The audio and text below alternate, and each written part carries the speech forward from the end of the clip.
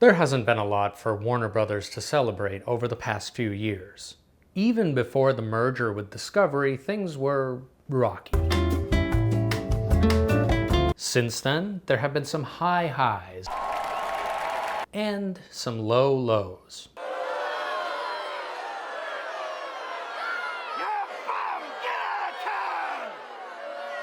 And to top it all off, earlier in 2025, WBD CEO David Zaslav announced that after 3 years of chaos, well, never mind, just kidding. On a corporate level, WBD continues to be a roller coaster. But what I want to focus on today is one corner of the company that has, in spite of all of that, kind of gone beast mode.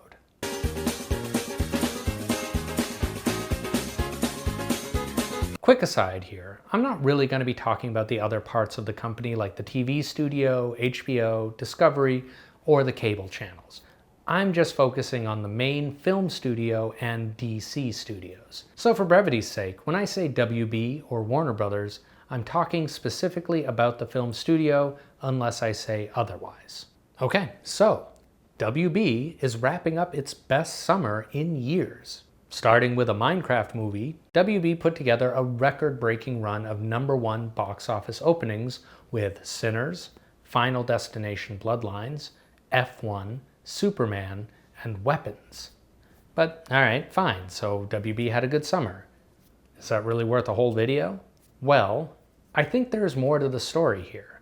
I think WB has quietly and cleverly established a shockingly good strategy not just for this summer, but for the foreseeable future as well. Alright, I want to get this out of the way quickly. David Zaslav deserves some credit. Zaslav has hired some competent executives at the top. Pam Abdy and Mike DeLuca run the film studio, and they're the ones who are primarily responsible for its current success. Also, judging by the early success of Superman, it seems like hiring James Gunn and Peter Safran to revamp DC has, so far, been a good choice as well. What's especially impressive about WB's current success is how recently it seemed like Abdy and DeLuca were headed for the unemployment line. In late March 2025, a Variety article came out that went into great detail about the chaos division craft movie, and it made sense. I went back and looked at the domestic and international box office returns of the past few years, and it's kind of crazy how poorly WB had been doing. Of course, everyone remembers the massive success of Barbie in 2023, but start to scroll below Barbie and you don't get another WB movie in 2023 until Wonka. After that, it's The Flash. But hey, at least 2023 had Barbie. If you're a studio head, a cultural phenomenon like that will do a lot to protect you. 2024 didn't have anything like Barbie for WB. At the very least, they did have several more movies crack the top 10, including Dune Part 2, Godzilla x Kong, and Beetlejuice. Dune Part 2 was WB's most successful film of the year, and it got beat by Mufasa. And speaking of Disney, after they suffered a pretty off year in 2023, the old House of Mouse came roaring back with a massive 2024. They had the top 3 movies worldwide and didn't release a single flop all year. And 2025 started off very rocky for WB as well. Companion underperformed even by the lower January release expectations. Bong Joon-ho's expensive, long-delayed follow-up to Parasite was pretty well reviewed, but overall a bit of a disappointment.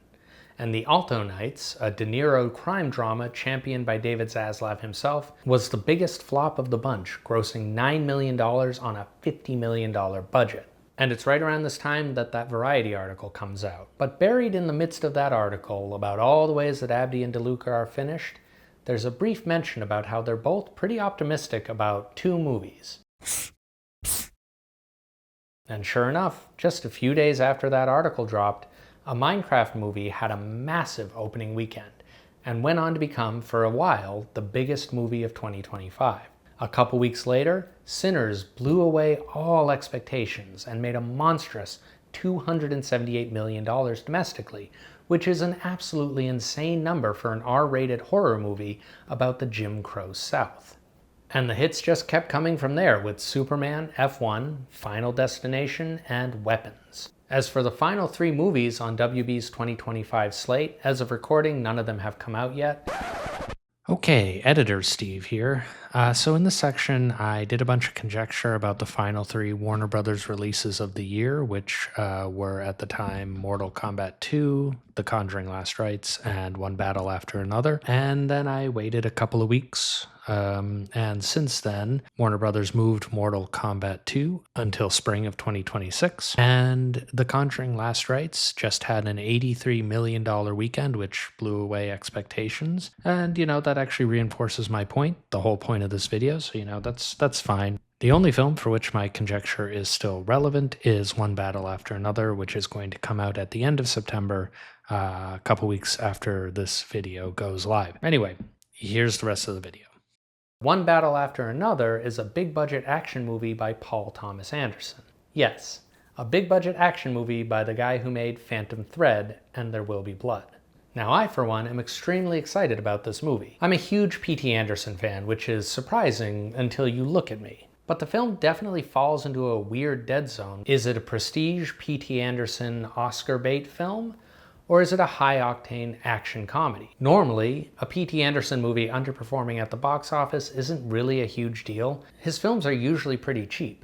But One Battle After Another supposedly costs anywhere from $140 to $175 million, so it will have to make at least double that just to break even. Now, if 2025 had continued as it had started for WB, One Battle After Another flopping would have definitely signaled the end of Abdy and Luca if it hadn't already happened. But now, it probably won't matter what happens. Okay, but hang on a second. If you look at the top worldwide box office performers of the year, Disney is still on top with Lilo and Stitch. In fact, Warner Brothers only has 2 films in the top 10. So how is 2025 any different than 2024 when they also only had 2 in the top 10? That is a great point, theoretical YouTube commenter. Technically speaking, Disney has had a good 2025. But as of now, they've got the biggest movie of the year, with 4 other movies in the top 10 domestically and 3 in the top 10 worldwide. But if you start to look ahead, I think WB is much better positioned to succeed in the coming years, whereas Disney has painted itself into a corner. So let's look at what exactly Disney has released this year. But before we get to that, I'd like to talk to you about today's sponsor, me. That's right, I'm the sponsor of my own video, and the product I'm selling is a feature film that I directed called Sight Unseen. It is a horror film making its New York City premiere at the Chelsea Film Festival. So if you're in the New York City area and looking for something to do that night, come on down to Union Square and support indie filmmaking, and we can meet in person and say hello. Okay, that's it. Back to the video. It made $415 million worldwide, which isn't a flop, but it was a critical and box office disappointment.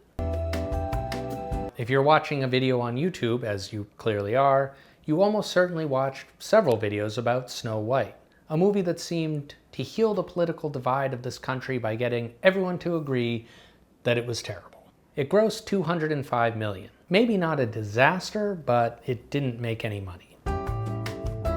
In May came Thunderbolts, which was well received by audiences and critics, but it actually grossed less than Captain America, making $382 million. That's not a great sign that a well-made Marvel movie underperformed. More on that in a minute. An unambiguous monster hit, the biggest American film of the year, and the only one to have grossed over $1 billion so far. Well received by audiences and critics, and also, it was Pixar's biggest flop ever. Audiences and critics both liked it. It performed better than Captain America and Thunderbolts, but only slightly.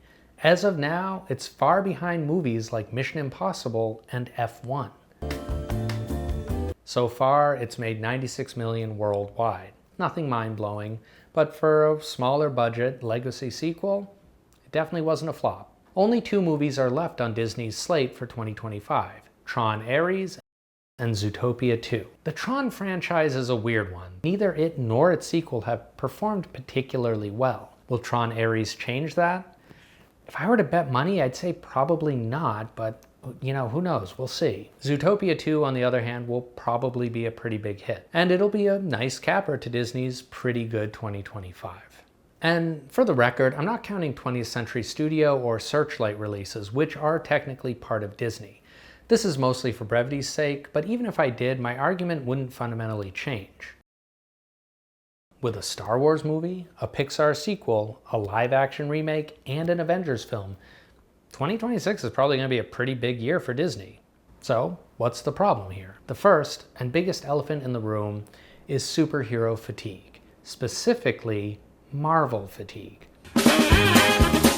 2023 was pretty famously a bad year for superhero movies, and it was the first year that everyone started to question the future of the genre. But if you look back at the actual movies that were released that year, the big problem was that most of them simply weren't very good. DC had the worst output, with the universally disliked The Flash, Shazam 2, and Aquaman 2. It also had Blue Beetle, which people seemed to like, but it didn't do well. Marvel released Ant-Man and the Wasp: Quantumania, Guardians of the Galaxy Volume 3, and The Marvels. Both Ant-Man and Marvels got bad reviews, whereas Guardians 3 was very highly rated by critics and audiences. And as it turns out, Guardians 3 was a hit, and the other two movies performed poorly. Fast forward to 2025, you find a very different situation. Sure, Captain America didn't do well critically, but both Thunderbolts and Fantastic Four received glowing reviews, but this time, all three movies underperformed. And that is a very big problem for Disney, especially as they stare down the barrel of the eye-wateringly expensive Avengers Doomsday in 2026. To be clear, Avengers movies are about as safe of a bet as you can have in blockbuster filmmaking. I have no doubt that Doomsday will be a big hit. But Disney doesn't just need it to be a hit, it needs it to be a phenomenon. Will it be? Maybe. But Bob Iger's got to be just a little bit concerned that the three movies leading up to Doomsday, all of which heavily featured characters who will be in Doomsday, have underperformed. But hey, Marvel's just one subsidiary of Disney. What about the rest of their slate? Here's some money, go see a Star Wars. Unlike The Last Jedi, which split the fan base into warring factions, The Rise of Skywalker brought everyone back together in agreement that, yeah, it was pretty bad. Somehow Palpatine returned. Oh, brother, this guy stinks! 2026 finally sees a new Star Wars movie nearly 7 years after The Rise of Skywalker. I would like to see the baby. The Mandalorian is one of the most well-received Disney Plus series, even if it has dipped over the seasons. So we'll see how audiences respond to the film. Over at Pixar, you've got Toy Story 5, which is Pixar's longest running and one of its most successful franchises. But it's also the 5th film in a franchise going back over 30 years. More troubling for Pixar is the fact that they've become increasingly reliant on their legacy sequels. They haven't had a hit original film since 2017's Coco. If the tap finally runs dry on the beloved older films like Toy Story and Inside Out, what are they left with? Bye-bye. Disney's live-action remakes are quickly running out of runway. They've already exhausted the supply of their most beloved original animated films to adapt, and their adaptations of the really old projects have yielded pretty poor results. The live-action Moana drops just 2 years after the animated sequel. But if Disney is already dipping into the well of extremely recent films, that's probably not a great sign for the longevity of the live-action remake pipeline. I mean, are we going to see a photorealistic remake of Zootopia in the next couple of years? There will no doubt be sequels of their bigger live-action hits like Lilo and Stitch, and I can almost guarantee there will be a live-action Frozen before this decade is over, but they're really running up against diminishing returns. One big problem, of course, is that Disney isn't making new beloved movies to someday adapt. So, Disney is boxing itself in, increasingly relying on referencing its own IP while simultaneously producing less and less original IP to reference in the future. So in summary, Disney is increasingly reliant not just on sequels and franchises, but specifically sequels and franchises that are rapidly aging. For a long time, franchises were WB's weak spot. There was the obvious problems with DC, where the quality and success of each film would whipsaw wildly. For every Wonder Woman, you'd get a Suicide Squad. And for every The Suicide Squad, you'd get a Wonder Woman 84. WB's MonsterVerse also struggled to take off at first, with Godzilla and Godzilla King of the Monsters getting mixed reviews and pretty modest box office returns. Meanwhile, their Lord of the Rings and Harry Potter franchises were basically long dormant. But then something kind of funny happened. The MonsterVerse found its footing with Godzilla vs. Kong, and the first two Dune movies were widely hailed, with the third one currently in production. Pretty much every other studio has reached an inflection point with their tentpole franchises. Paramount's Mission Impossible series had its final film in 2025. One last time. Lionsgate is struggling with how to move on from John Wick. Fast and Furious is nearing its end at Universal. Also at Universal, Jurassic World was just rebooted, and while it's certainly not a flop, it did gross well under the previous films.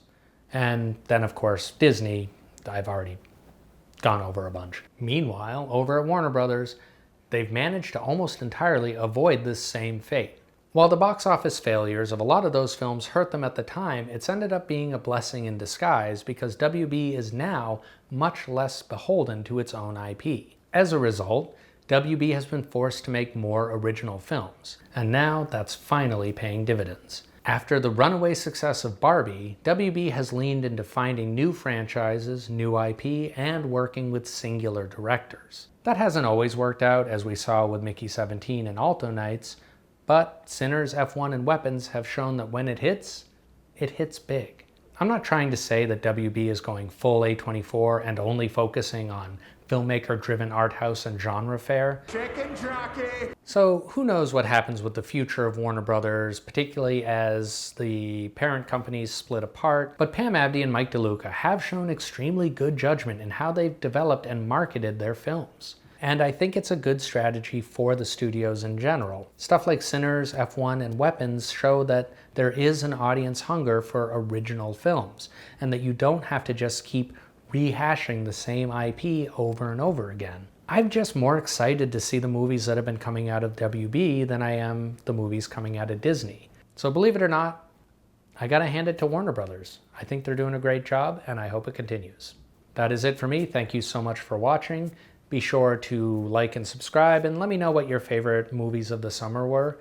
Were you really into Superman? Did you love F1? Personally, I think Weapons was probably my favorite movie this summer, but you know, it was a pretty good summer overall. I had a pretty good time. All right, thanks everybody.